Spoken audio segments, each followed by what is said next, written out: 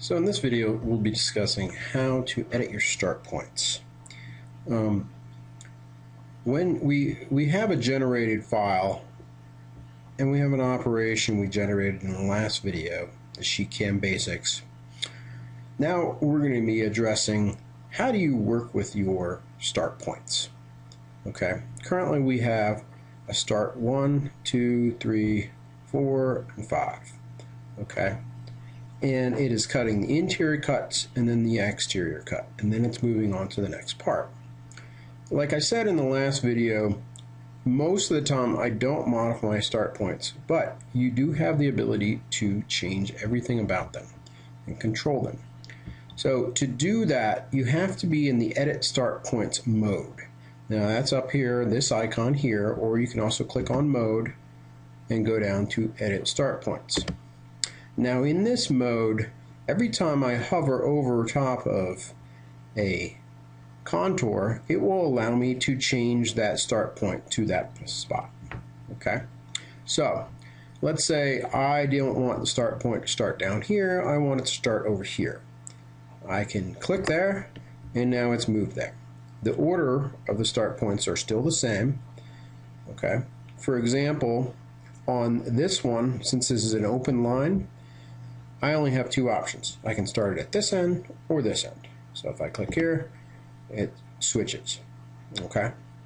So now one of the keys to remember in sheetcam is when you're trying to do stuff like this and modify start points, it all depends on which part, layer, or operation you currently have selected. Now this won't, in this case, we only have one part, one layer, and one operation. So it makes no difference. However, if I had multiple parts in here or multiple layers, then I would have to have the correct ones selected. As you can see, it's grayed out here in order for me to be able to work with that and modify the start points. Something to keep in mind. Okay. So, we can change the position of the start points simply by being in the start point mode and hovering over different contours. So let's say currently sheetcam has decided the order of the cuts.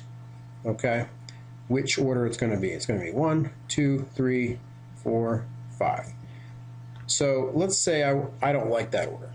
I would say most of the time I let sheetcam pick the order, but sometimes you will need to change it. So in order to change it, if you right click with your mouse while you're in the edit start points mode, you will come up with this menu. Now each of these different modes that we're going to be talking about, when you right click, they pull up different options. Okay, so, and it also depends on where you click. So you can see some of these options are grayed out based on where I right clicked. But the one that I want, the quick cut sequence, is always available. Okay, so right now if I click into this mode, it's going to let me pick which one I want to be the first start point. So let's say I'm going to change it to here. And it asks you, do you want to disable your optimization? Click yes. And now I can select where number 2 is going to be. So let's say number 2 is going to be right here. 3 will be here, and 4 is there, 5's there. Okay. Now, when you're doing this, you have to be careful because you can pick, say, a exterior cut to be cut before an interior cut, and that'll cause a problem. So right now I've set that to 4. So it's going to cut the perimeter and then come back and cut this part. Now depending on how this is supported by the slats, you very well may touch off here and have your part dip down or the part fall down through, and it can cause you a problem. So always do interior cuts before exterior cuts. So, but if you do make a mistake like that, you can simply say, oops, I made a mistake. I want the 4 start point to be right here. All right, so you're not limited to going from number 1, 2, 3, 4 onward. say you have a file with 99 start points in it, you can type in 98 and change that last start point, or second to last start point, to where you want it to be. Okay. So when you're done doing this, all you have to do is right click again, and now you'll have the option End Sequence. Okay. So that is modifying the order of your start points by right clicking and using the Quick Cut Sequence option. We can also change the size and type of the different start points in multiple ways. Currently, over in the operation, we have set basically global lead in, lead out for the entire layer. We have told it that this layer should be cut using an arc lead in with a length of 1.15. Okay. If I cancel, get out of here.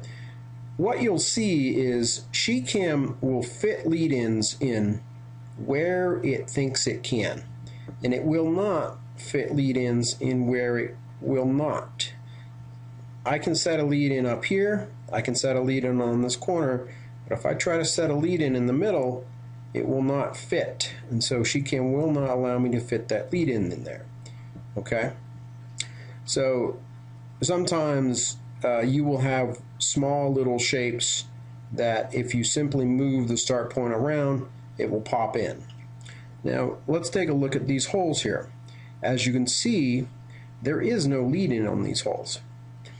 What sheetcam's saying is that these holes are too small for the lead-in to fit. And in fact, it gave us that warning up here.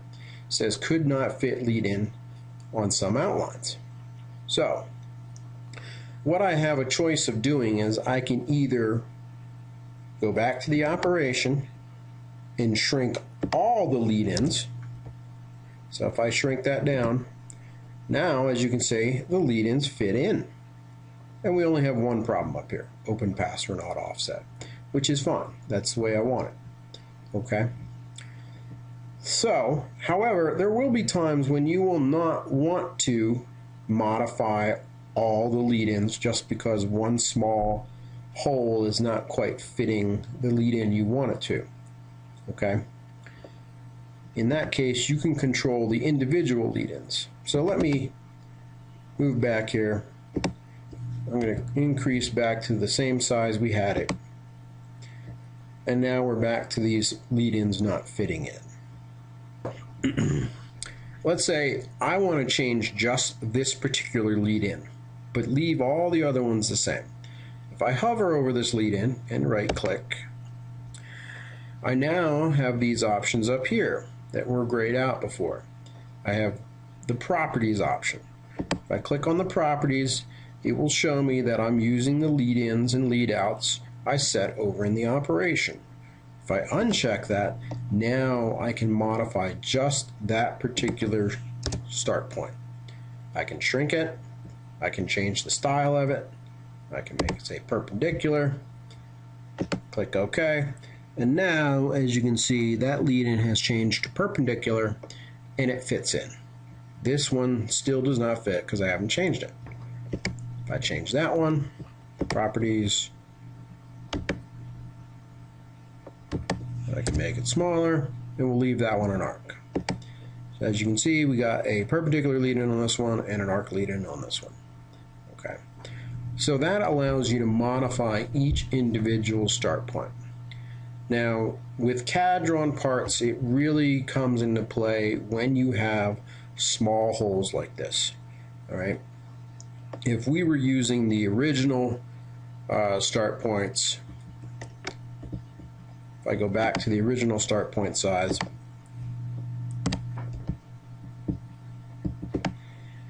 it's going to start right on the line.